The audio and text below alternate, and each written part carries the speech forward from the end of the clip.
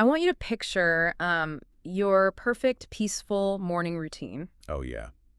The dream. Right. Like maybe you have a hot cup of coffee, you step outside, and it is perfectly quiet. You are taking a solitary stroll, just enjoying the absolute stillness of the woods. You have the whole day ahead of you. Sounds amazing. It does. And then, without a single warning, the very fabric of reality violently tears open right in front of your face. Yeah, it is the ultimate rude awakening.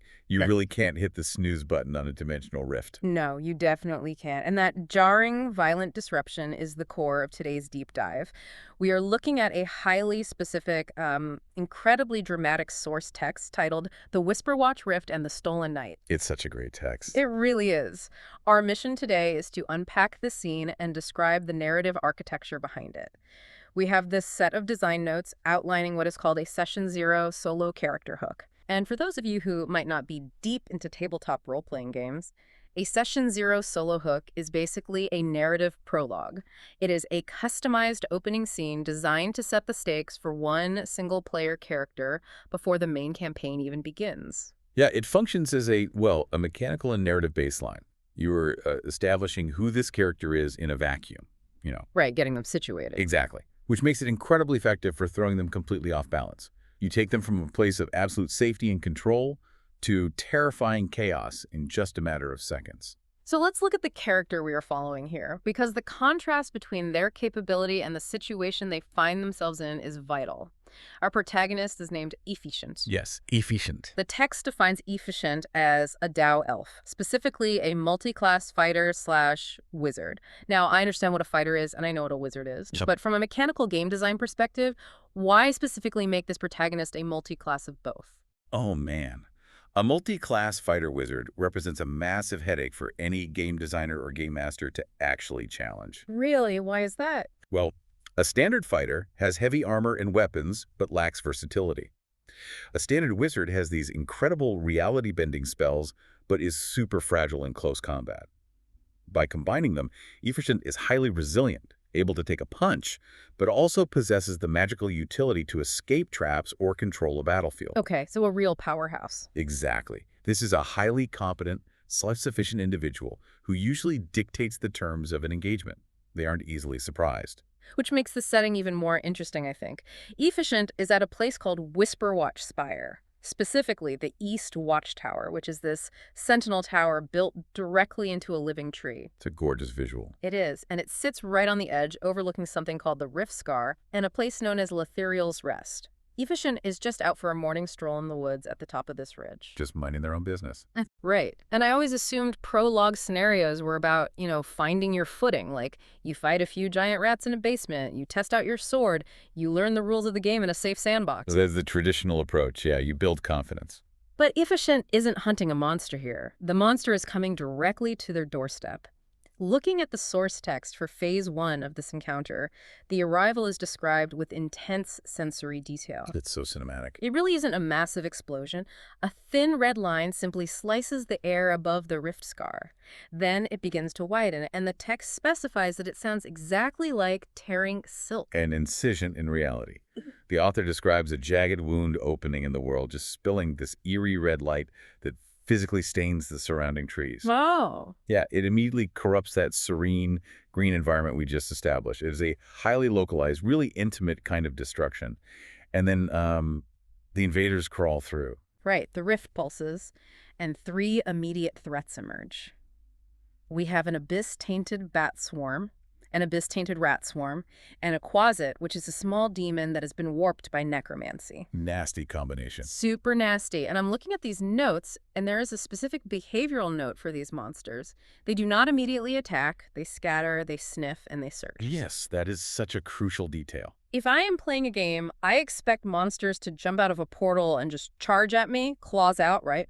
Why would a game designer intentionally pause the action like this? Doesn't that sort of kill the momentum of surprise attack? Well, actually, it amplifies the psychological terror. How so? When monsters attack mindlessly, they are just a chaotic force of nature. You react on instinct and you just fight for survival.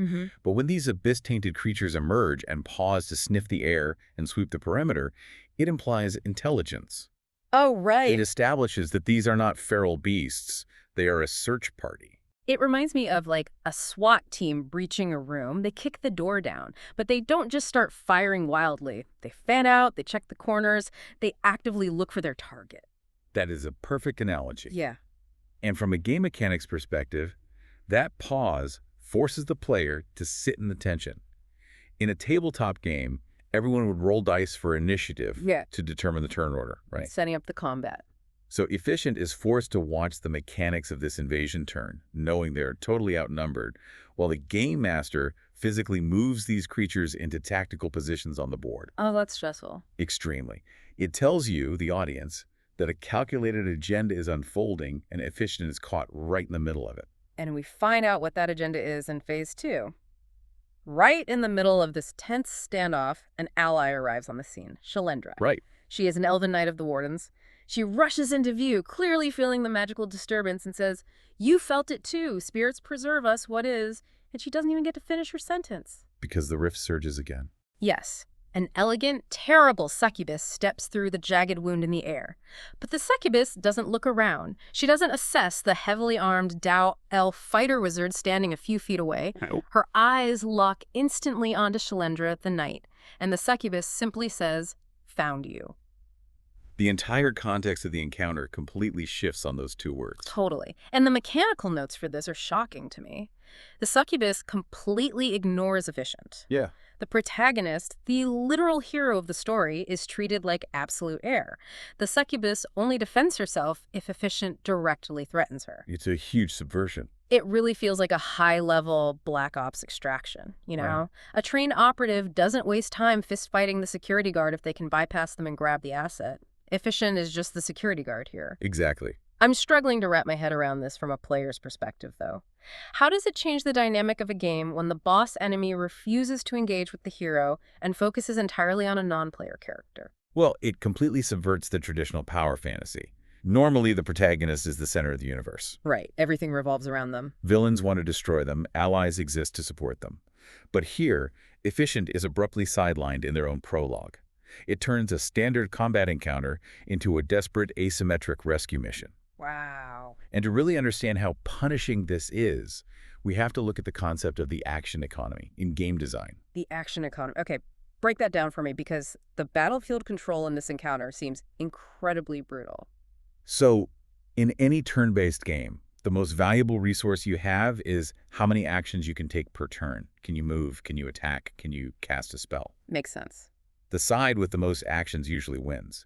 The synergy of these lesser threats, the bats, the rats, the quasit, is designed entirely to drain Efficient's action economy. Oh, I see. You have the abyss-tainted bat swarm harassing from above. Swarms are notoriously difficult to fight with standard weapons. I mean, you can't stab 1,000 bats with one sword. You need area of effect magic. Which Efficient actually has, being a wizard. Right. But using that magic consumes Efficient's main action for the turn. Meanwhile, the bats are forcing Efficient to constantly move. Then you have the rat swarm on the ground, literally swarming Efficient's legs. Horrifying. Yeah, and mechanically it creates difficult terrain and blocks escape routes. Efficient is being pushed and pulled, unable to find a stable defensive position anywhere. And while Efficient is dealing with this three-dimensional physical assault from the swarms, there is still the quasit to deal with. The necromancy-warped quasit is the ultimate action sink. It uses invisibility to hide, meaning Efficient has to waste precious time just finding it. Oh, that's so frustrating. It is. Plus, it applies poison, which forces Efficient to make physical saving throws, and it hurls taunts to draw attention.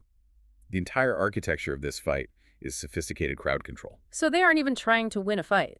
No, they are not trying to kill Efficient at all. They are trying to keep the Dao elf mathematically occupied, eating up every available action, so Efficient has literally nothing left to interrupt the real mission. Which leaves the succubus totally free to execute that extraction. While Efficient is hacking away at bats and rats and trying to pin down an invisible demon, the succubus bypasses physical combat entirely. She's completely unchecked. The notes say she doesn't even draw a weapon. She relies on her innate magical abilities, specifically charm and suggestion. How do those spells actually work in this context? Because Shalendra is a knight of the Wardens. She is heavily armored and trained for combat. This is where we shift from physical combat to psychological warfare. In game terms, charm doesn't mean you turn into a mind-controlled robot. Okay, what does it do? It artificially alters the target's perception so they view the caster as a trusted friend or ally.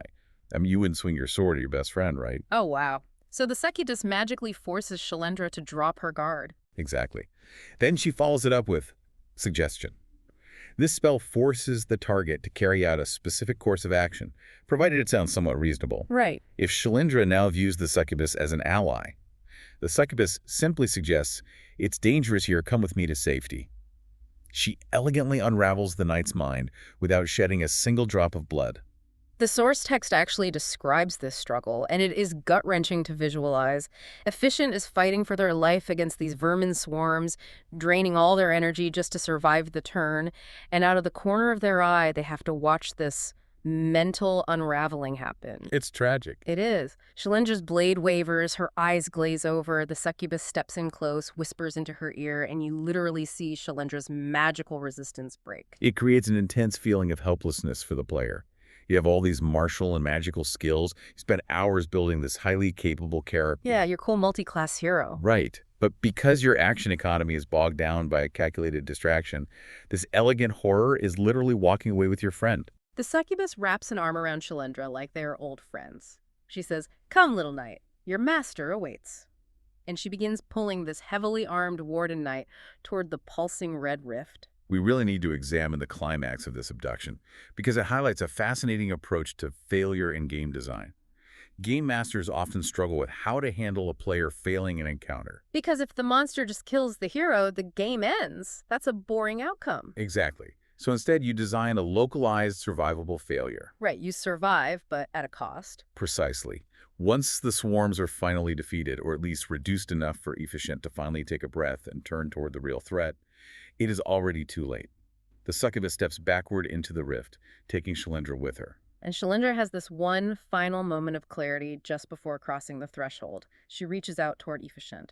The notes describe her eyes as full of fear and apology. She manages to choke out, "Don't let them take Cobb before the door just slams shut." The rift snaps shut, and the narrative instantly shifts from chaos to an absolute deafening silence. The text describes that aftermath so vividly. The chaotic noise of the battle, the tearing silk sound of the dimensional tear, the screeching of the bats, it is all instantly gone. The adrenaline has nowhere to go. It's jarring. Very. Efiishient is just standing there in the woods. The only thing left is smoke rising from the corrupted, red-stained earth. The emotional whiplash here is just masterful. You are dragged from the peace of a morning stroll to a multi-front abyssal assault and then dropped violently back into silence. A very heavy silence. Yes, that silence is heavy. It emphasizes the total failure of the encounter. You didn't lose your hit points, but you failed to protect the knight. You survived, but you lost the objective. Right. Taking an NPC creates a massive, unresolved narrative debt that motivates a player far more effectively than just taking damage. So Efiishient is left standing in this smoking silence. But as the smoke literally clears, the eye is drawn to the only thing that doesn't belong in this forest. Efiishient is not completely empty-handed. No, they are not. Lying in the dirt, exactly where the rift used to be, is a crystal pendant. The game designers just introduced the hook for the entire campaign. The source notes state that because Efiishient is a trained wizard, they don't need to take this artifact to a library or roll a high intelligence check to figure out what it is. Efiishient is instantly aware that this is a glyph key. Can you break down the mechanics of a glyph key for us? Yeah, so in the lore of this world, a glyph key is a highly specific, very powerful magical artifact. It is attuned to a specific zone, or sometimes multiple zones across planes of existence. Okay, so like a master key. Basically, it allows whoever holds it to manipulate magical gates within those attuned areas. Crucially, touching this specific glyph key provides a telepathic sense of the name of its attuned zone. Meaning Efiishient knows instantly that this crystal pendant can be used to reopen the exact rift that just swallowed Shalendra. Exactly. It is like a detective walking into a freshly robbed bank vault and finding the master thief's personal cell phone lying on the floor, or tracing a hacker's IP immediately after a breach. It instantly pivots the story. It really does. It goes from a tragedy, my friend was kidnapped, to a manhunt. You have the exact address of the kidnapper and the keys to their front door. Yep. But this raises a massive red flag for me as a reader. We just spent this entire deep dive establishing how elegant, calculating, and ruthlessly efficient this succubus is. Right. She executed a flawless surgical extraction while her minions manipulated the action economy to run interference. So why would a creature that smart drop the literal key that allows someone to follow her? That ambiguity is the genius of the item placement, actually. Is it a genuine mistake? Okay. In the haste of pulling a physically struggling knight through a closing dimensional tear, did the clasp break? B? Did it slip from her hand in the final seconds? If so, Efiishient has just caught an incredibly lucky break. The enemy made one singular flaw in an otherwise perfect Black Ops operation. I have to say I am extremely skeptical of lucky breaks in stories like this. Honestly, that skepticism leads to a far more ominous implication. Oh. What if it was deliberately left behind? What if it is a trap? Oh. Think about it. The succubus clearly didn't view Efiishient as a physical threat during the extraction. She ignored the fighter wizard completely.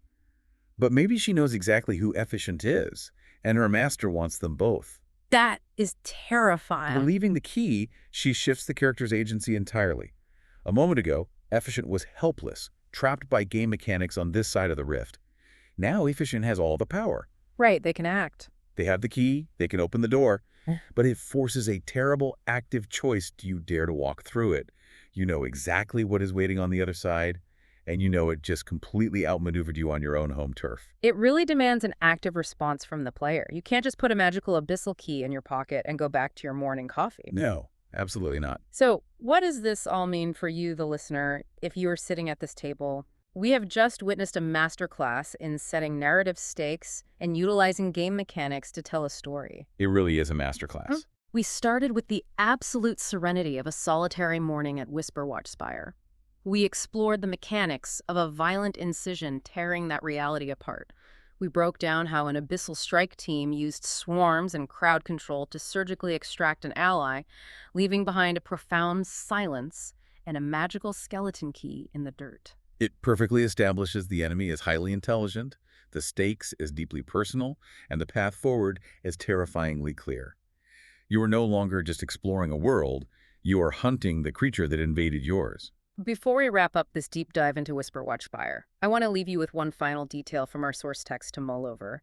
It is the specific dialogue the succubus used. Oh, right. As she broke Shalendra's mind and pulled her toward the chaotic red light of the rift, she whispered, "Come, little knight, your master awaits." A deeply, deeply unsettling choice of words. It is. Shalendra is a knight of the Wardens. The Wardens are protectors, defenders of the realm. So who exactly is this master waiting on the other side of an abyssal rift? Good question. It suggests that Shalendra might not just be a random victim in the wrong place at the wrong time. She might have a dark hidden connection to the abyss or a past she has kept buried from everyone, including Efiishient. Oh, absolutely. When Efiishient uses that glyph key to tear the peaceful morning open once again and step into the dark, well, they might not just be rescuing a friend. They might be uncovering a truth they were never meant to find. It changes the entire context of the rescue mission. If you step through that door, you aren't just fighting monsters anymore, you're stepping into a conspiracy. So next time you are enjoying a quiet, solitary morning, just drinking your coffee and looking out at the trees, just remember how quickly the fabric of reality can tear. And ask yourself, if a jagged red wound opened in your world and left a key at your feet, would you be brave enough to pick it up?